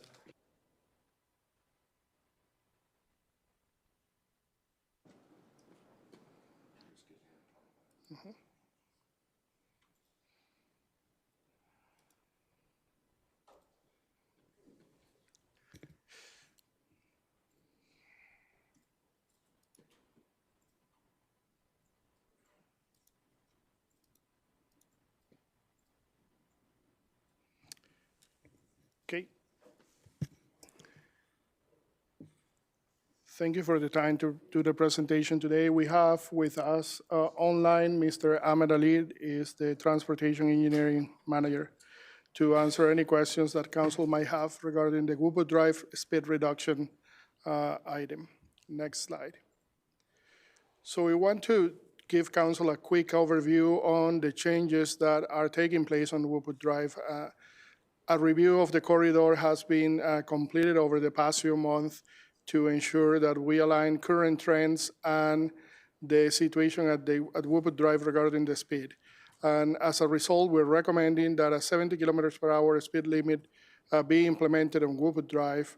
It is an admin decision. It's part of the design review that Mr. Ahmed and his team have completed. And administration has taken the decision to move forward with the change to enhance road conditions, the safety, and a safe system approach for the corridor. Next slide. When you look at Whoop Up Drive, one of the factors that was considered is that this road has approximately 50,000 vehicles daily crossing the corridor. With the high volume of traffic, it increases the rear-end collisions.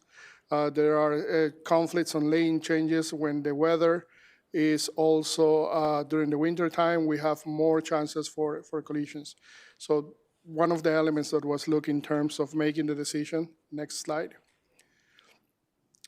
This corridor also has a narrow shoulder width. When you look at Whoop Up Drive, specifically between the bridge decks and between the eastbound and westbound, we have shoulders that are somewhere between 0.8 to 1.2 meters. Narrow shoulders make it really hard for drivers to react and have a chance to avoid collisions. And they can also drift laterally, having minimal recovery distance to avoid any contact with other vehicles. These efficiencies are not consistent with a 90 kilometers per hour operating speeds. Next slide.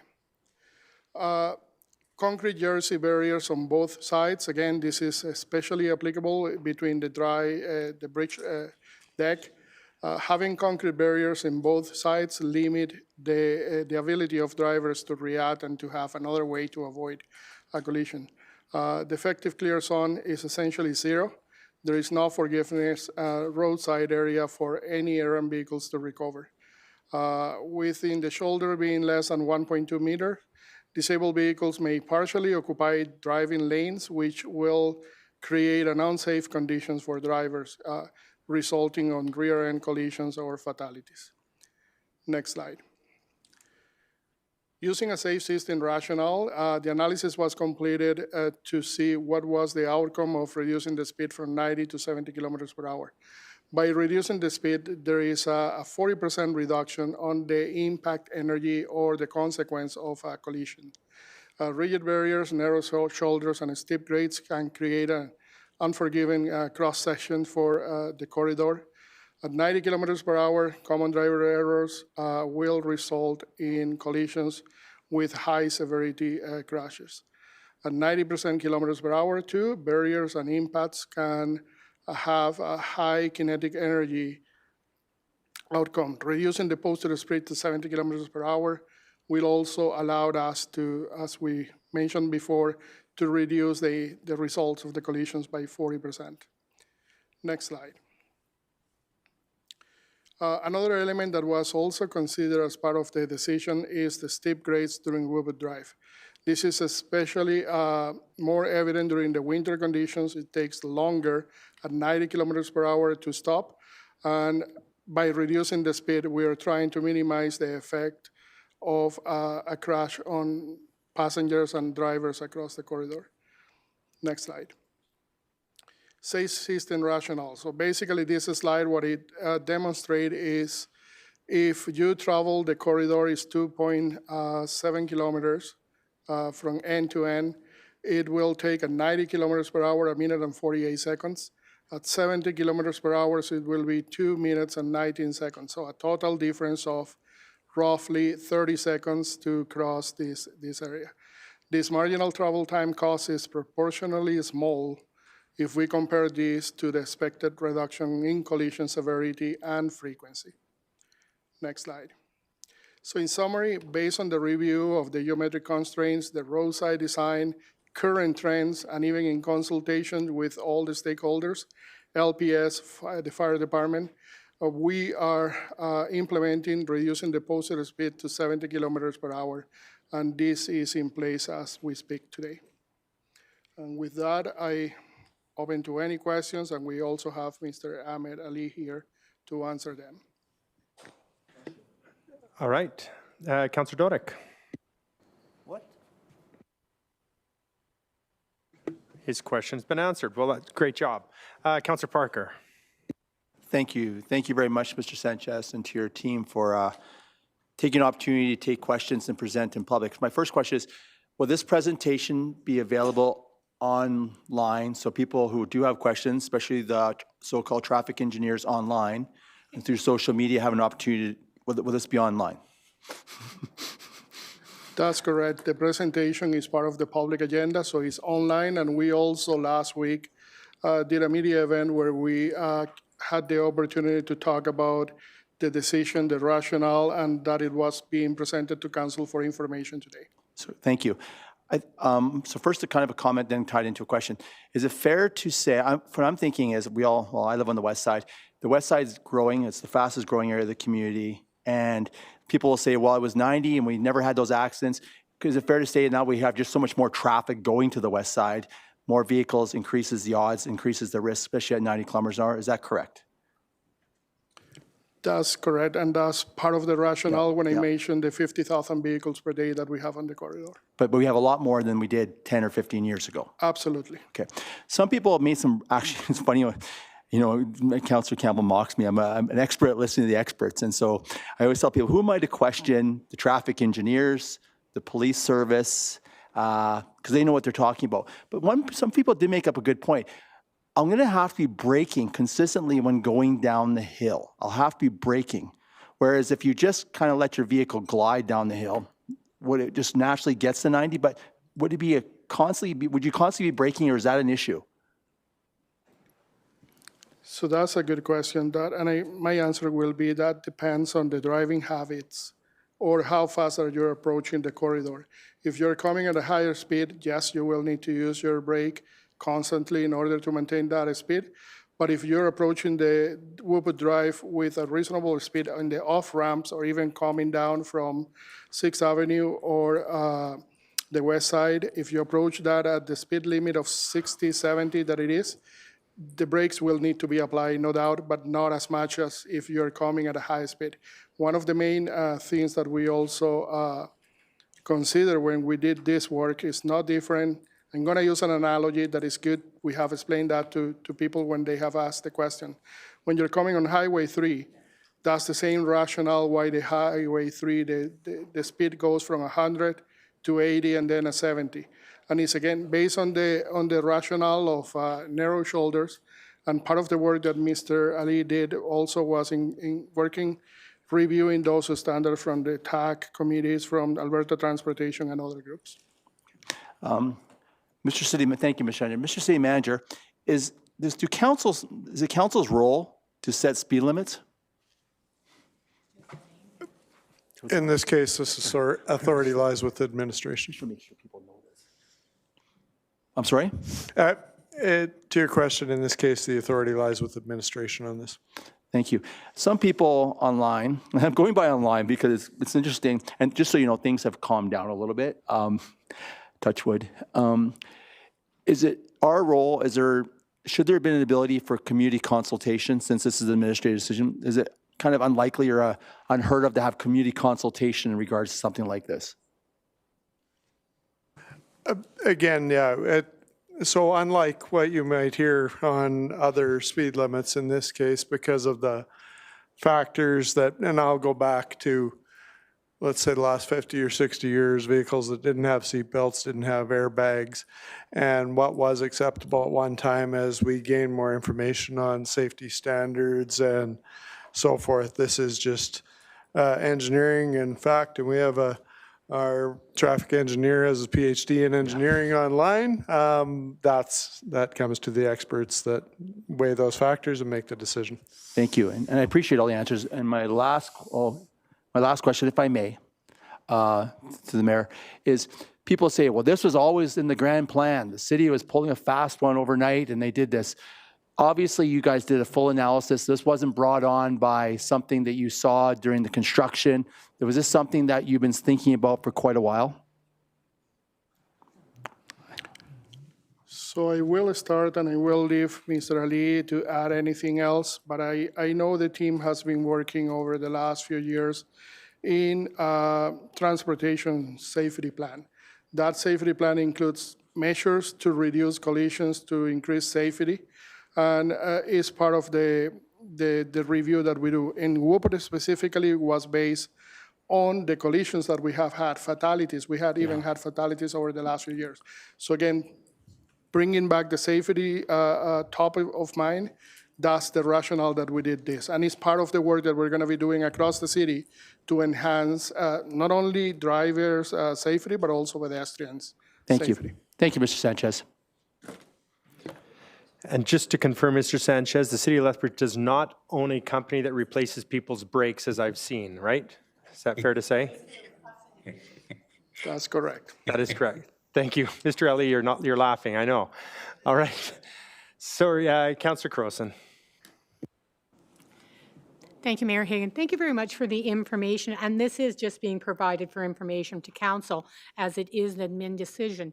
And we can't tell you whether to do this or not, admin, but we also can't control the police.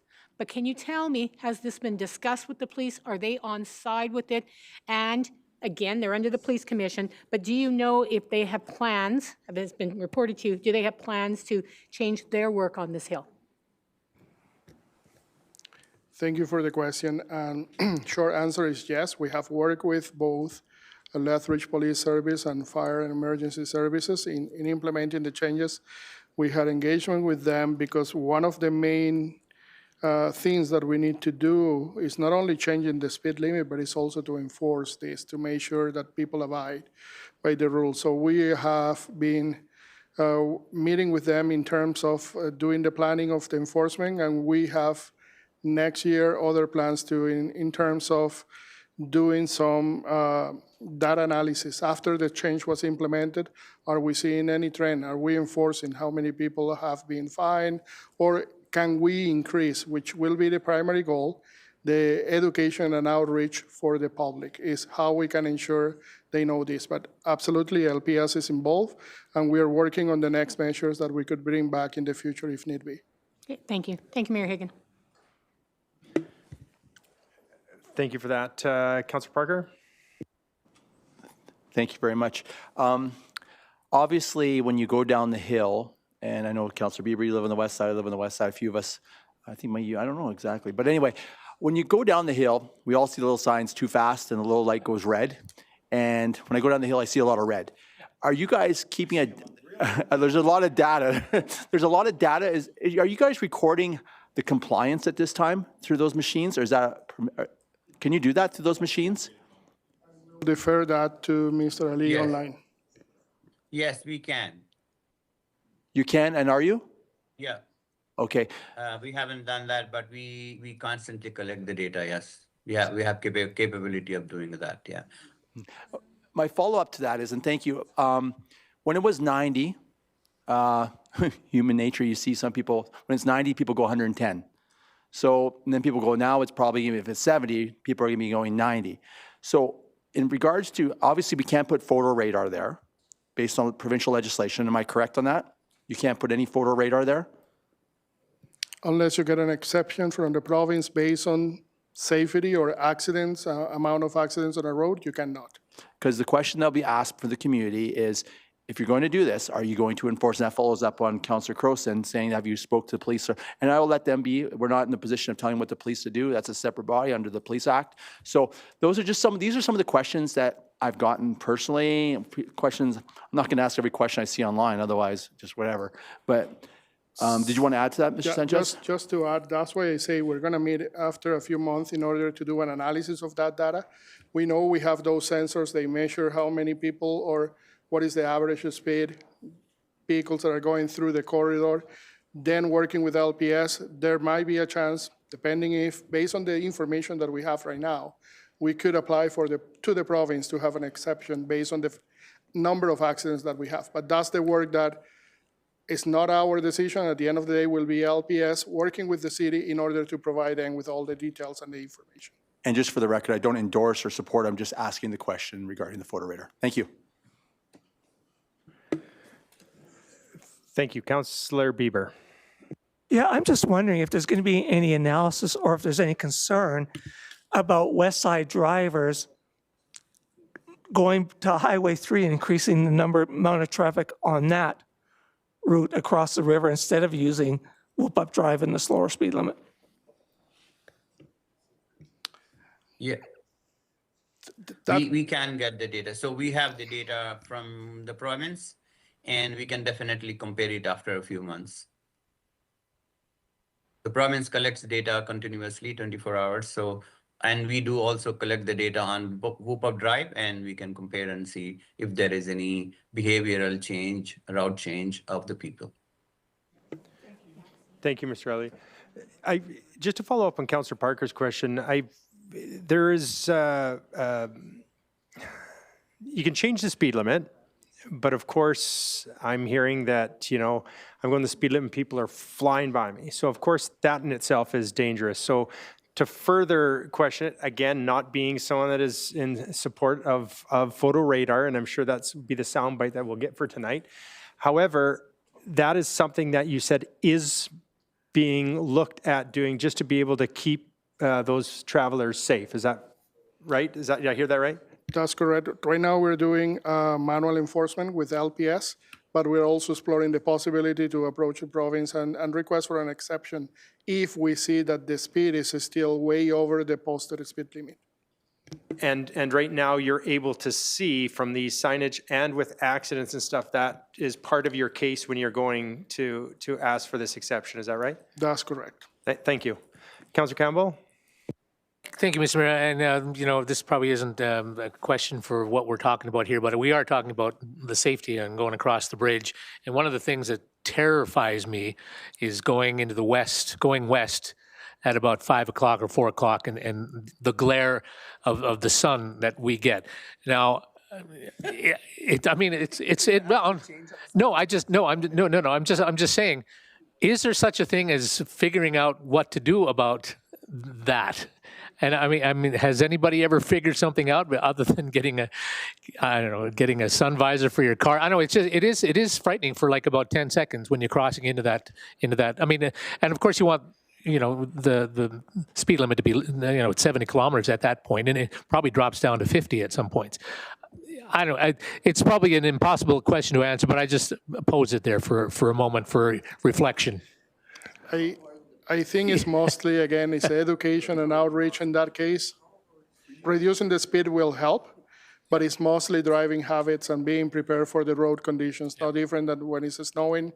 You need to have the right tools, so it's driver habit for the most part. Yeah. Okay, thank you. Councillor Wolf. I believe it was in the summertime when there was a newspaper thing. We handed out 65 speeding tickets in one day because they were blowing through the 50 zone.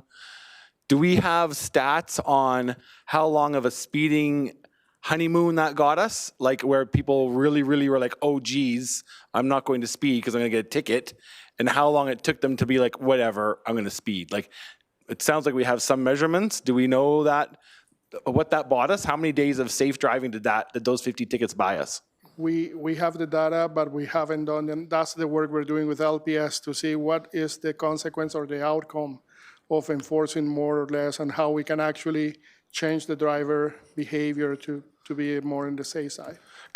Thank you. So presumably, and again, I understand what the mayor's saying about, we don't want to, take a jackhammer to this with just speed cameras, but if we were to go that route, hypothetically, we could do like other locations are announced where we announce a schedule when that camera's on and off and try that for a start to see, as opposed to just it always being on or something like that. There would be different ways to help people remember to do the speed limit. So I don't have a precise answer for that. That's part of the work with LPS, and that's the Sure. role that they do. We help them providing all the data, and then the exception process with the province takes a little bit of time, and you really need to have a safety approach. And the only way they will approve this is that you can demonstrate that there have been enough accidents or incidents or even loss of life due to car. Thank you. Thank you. All right. I see no further questions, and so thank you, Mr. Ali and Mr. Sanchez for that information, and to administration. It's questions that, of course, we've got a lot of questions on, and I'm glad we're able to have some of those answered. There's one last question, and I'm not sure who could answer this. As we have don't I see our communications in here? How deep are we or what's been our communications methods thus far with communicating this to the community? I can answer some of the things that we have done together with the communications department. So we did prepare creating FAQs for both 311 public-facing groups to provide all the details and the rationale why we did this. We also had the media event last Wednesday where we invited all the media to provide, again, one more time, why are we doing the change, all the information on hand. And we also have been tracking, the team has been responding through 311. I know up to yesterday, we have only received 16 calls since we did the change last week, which is not a significant amount of calls. We were expecting more, but I guess in the other hand, we have received positive feedback for a big group of users in terms of doing the change. It's all about safety, and that's what we're trying to convey the message. So information is there, will be included in the news release with the council meeting today, and we also have our outreach and education team working with communications to ensure we provide all the details. Thank you for that.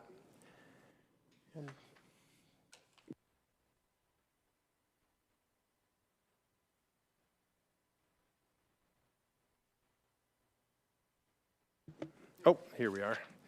So just received for information from Acting Mayor Crowson. Debate? It's information. You've heard it. You can't give it back. Please vote for this. Call the question. Question been called. All in favor? And that is unanimous. Thank you.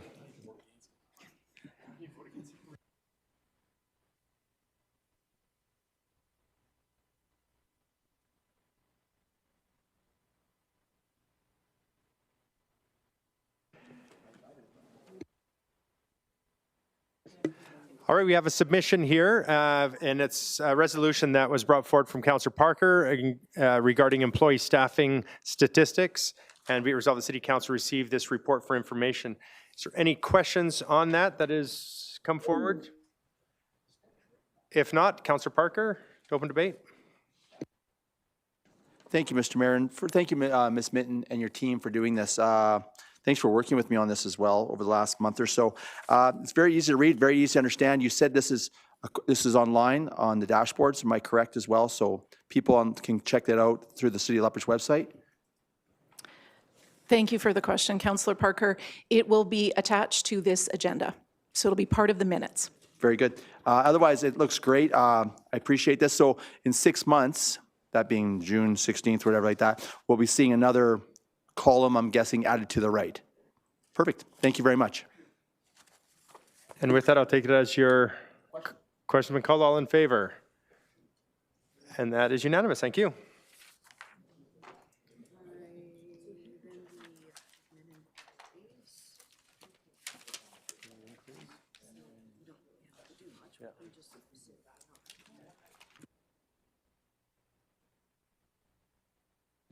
Next, admin inquiries. Thank you. One was submitted by Acting Mayor Belinda Crowson regarding 8-way flashers on school buses. That information is in your package, as well as from Councillor Crowson, improving parking accessibility for those with disabilities who wish to attend Farmers Market at the Lethbridge Trading Convention Centre, which the inquiry and the administrative response is in the package. So thank you.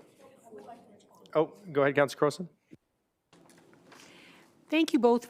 Thank you for the answers to both those. Not quite what I was hoping with either one, but I hope they also start the conversation, particularly with the parking at the farmers market.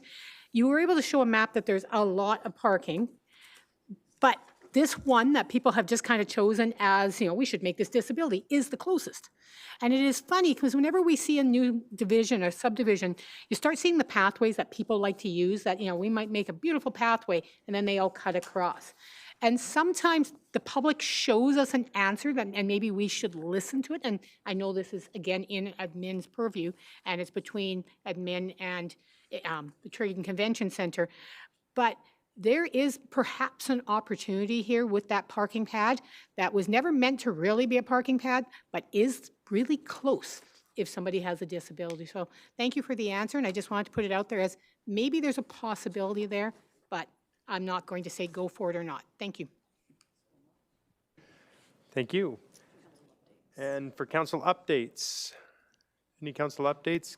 Councillor Schmidt-Rempel must, yep, Councillor Schmidt-Rempel. Thanks very much. I am headed up to Edmonton this week to start the in-person training for the Alberta Municipalities Board, so certainly happy to take any feedback from Alberta Municipalities, the conference up with me, if anybody would like to share that before I leave. And then also excited to share that I'll be part of the University of Lethbridge's International Women's Day Leadership Panel at the March 11th conference. Speakers include Julie Black, Melinda Smith, Deandra Bruised-Head, and Kirby and Whitney Miranda, the Property Twins. The theme of the conference is Disrupting the Superwoman Narrative, Embracing the Power of Rest. Tickets are available now, and I certainly look forward to seeing my colleagues there. Thank you. And this is for men, women, anyone, correct? It's for anyone. Anyone buys a ticket. Thank you so much for that. All right, any other council updates?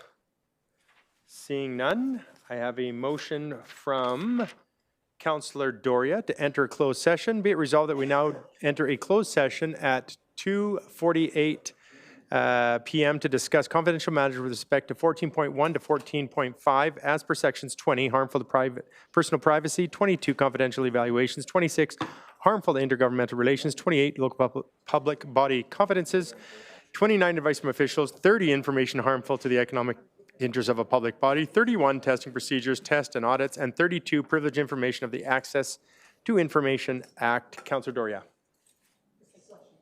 Can I ask for question? Question's been called. All in favor? And that passes. Thank you. And with that, we are in closed.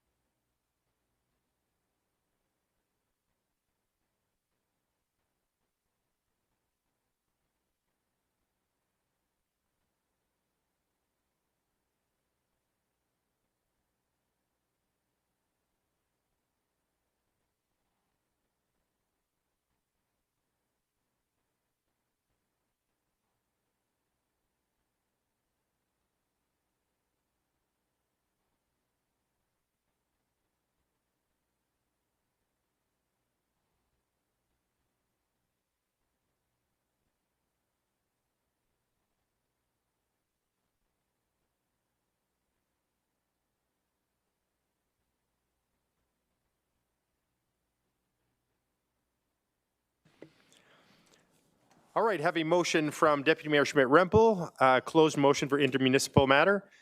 Be it resolved, the City Council direct administration to proceed with the confidential recommendation number 1 and revised confidential recommendation number 2 provided in closed session, and further be resolved, the City Council direct that the closed meeting presentations and discussion with respect to the intermunicipal matter remain confidential pursuant to Section 26, harmful to intergovernmental relations, and 29, invite from officials of the Access to Information Act, ATIA.